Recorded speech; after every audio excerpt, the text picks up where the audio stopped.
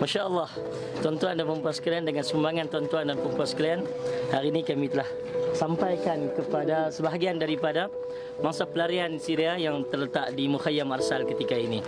Dengan sumbangan tuan-tuan yang bernilai RM99 Malaysia. Tuan-tuan, kita boleh menyalurkan 25 liter bantuan minyak diesel untuk memberikan kehangatan mereka ketika mereka berada di dalam perkemahan-perkemahan yang tuan-tuan lihat di belakang ini.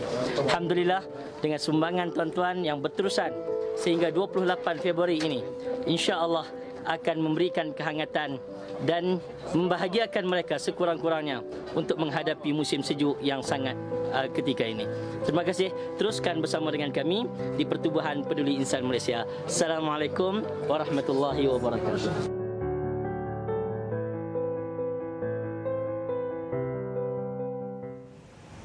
Itu dia antara bantuan yang telah pun disampaikan, iaitu minyak untuk pemanas api supaya dapat memanaskan diri mereka daripada cuaca yang cukup-cukup sejuk di sana sekarang ini. Walaupun sekarang ini mungkin dalam permulaan musim sejuk, tetapi kita boleh bayangkan betapa sejuknya sekarang ini di sana. Okey, dan saya hari ini bersama dengan Ustaz Muhammad Luqmanul Hakim Muhammad Rizwan selaku pengerusi Peduli Insan. Assalamualaikum Ustaz. Waalaikumsalam warahmatullahi wabarakatuh. Ya, apa khabar Ustaz? Sihat? Alhamdulillah. Okey, jadi tadi pun kita dah tengok dah ada kongsi kepada para penonton kita antara bantuan yang telah pun disampaikan Ya, betul. Iaitu minyak untuk pemanas api Ustaz. Dan sekarang ni bila kita tahu, ialah macam saya cakap tadi kan, sekarang pun tengah permulaan musim sejuk. Pastinya Ustaz pun berpengalaman ke sana, pernah duduk di sana, belajar di sana, pastinya ada pengalaman bila musim sejuk tu. Mungkin Ustaz boleh kongsikan sedikit pengalaman Ustaz kepada para penonton supaya kita boleh faham bagaimana keadaan sejuk, permulaan musim sejuk di sana. Silakan. Ya, baik, terima kasih Puan. Berkenaan dengan bagaimana musim sejuk di sana, satu benda yang bagi saya satu suasana yang sangat menakutkanlah. Dan biarpun kita kata di awal musim, tetapi kesejukan dia kadang-kadang mencecah 5 darjah walaupun tak sampai ke minus, tetapi begitu dah sangat-sangat sejuk. Saya berpengalaman tinggal di sana. Kita tinggal di dalam rumah, tapi dalam rumah kalau tak ada pemanas pun kesejukan dia kita tak dapat nak ceritakan dengan kata-kata, tetapi apa yang kita rasa tu hanya Tuhan saja yang tahu. Betul. Kesejukan yang sangat-sangat menakutkanlah. Tambahan lagi, mereka yang hanya tinggal di dalam kita kata dalam kemah yang setebal kain kanvas, yang di luar ataupun di luar ataupun di dalam kemah tersebut rasanya lebih kurang sama dia.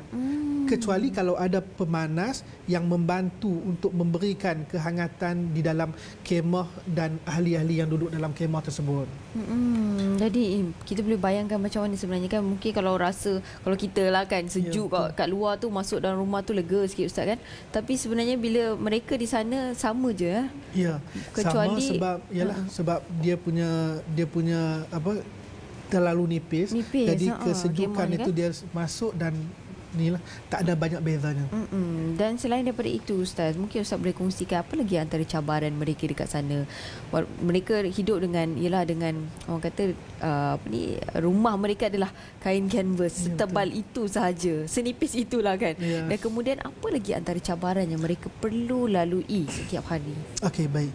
Pertama sekali kita kena faham mereka ini berhijrah daripada kediaman sendiri yang mungkin sebelum ini doktor, sebelum ini stabil pekerjaan dia, tetapi berpindah ke suasana baru, tak ada tempat tinggal, tak ada pekerjaan, diusir dengan kejam, barang-barang mereka diambil dan dirampas.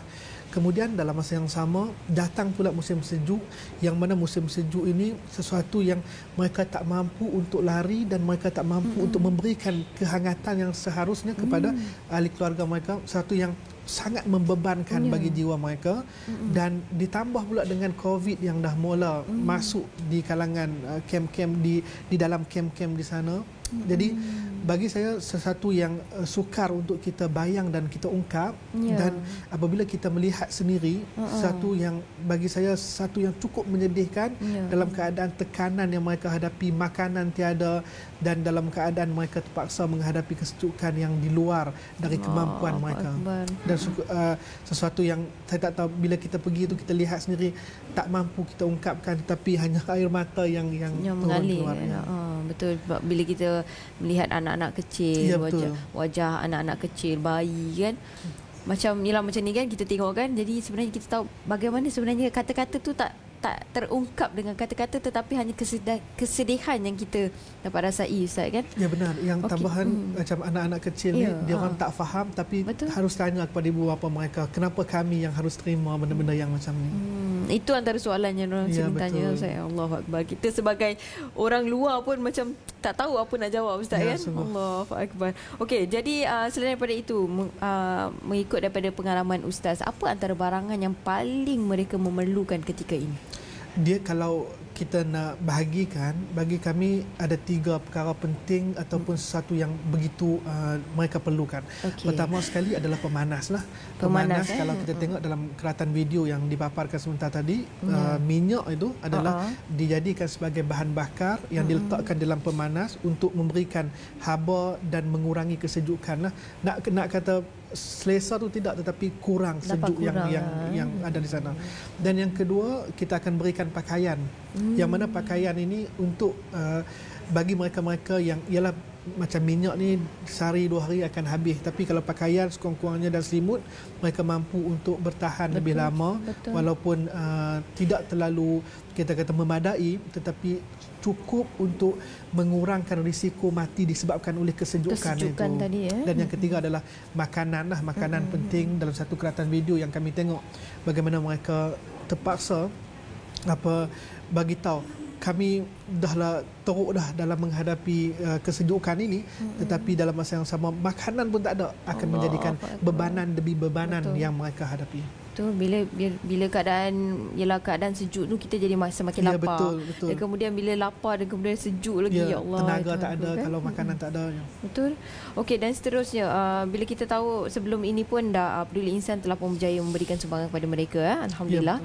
Dan kemudian sekarang ini apa antara package yang ataupun inisiatif yang dilakukan oleh Peduli Insan untuk membantu mereka di sana? Jadi kami bahagikan kepada 3 kempen kecil dalam musim sejuk ini. Yang pertama sekali, 3 kempen utama lah, tapi daripada satu kempen musim sejuk yang besar tu. Yang pertama sekali, makanan asas, kita akan berikan pack makanan dalam bentuk makanan mentah yang mungkin diorang dapat masak lah dalam sana. Dan yang kedua, kita beri dalam bentuk pakaian dan selimut yang mana mereka dapat gunakan untuk mengurangkan kesejukan di dalam kemah masing-masing.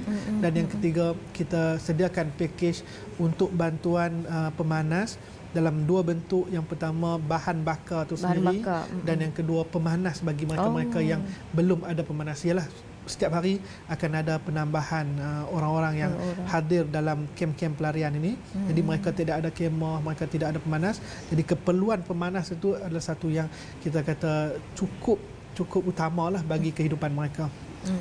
Okey, dan akhir sekali Ustaz, bagaimana untuk para penonton kita sama-sama mengulurkan bantuan bagi mereka yang memerlukan di sana? Okey, baik.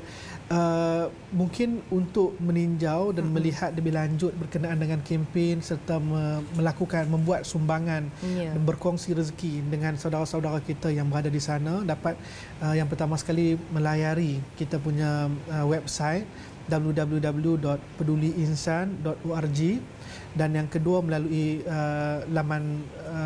laman Facebook Pertubuhan Peduli Insan Malaysia, yang mana di sana kita ceritakan secara detail dan kita sediakan cara untuk membuat sumbangan tersebut. Okey, sebarang soalan boleh terus hubungi nombor yang tertera di kaca TV anda. Okey, terima kasih saya ucapkan kepada Ustaz Muhammad Luqmanul Hakim Muhammad Rizwan selaku pengurusi Peduli Insan. Terima kasih banyak. Terima kasih kembali. Semoga dipermudahkan segala urusan, insya-Allah. Insya-Allah. Okey, dan para penonton semua, kita pun nak berhenti berehat seketika, kembali lagi selepas ini dalam Assalamualaikum.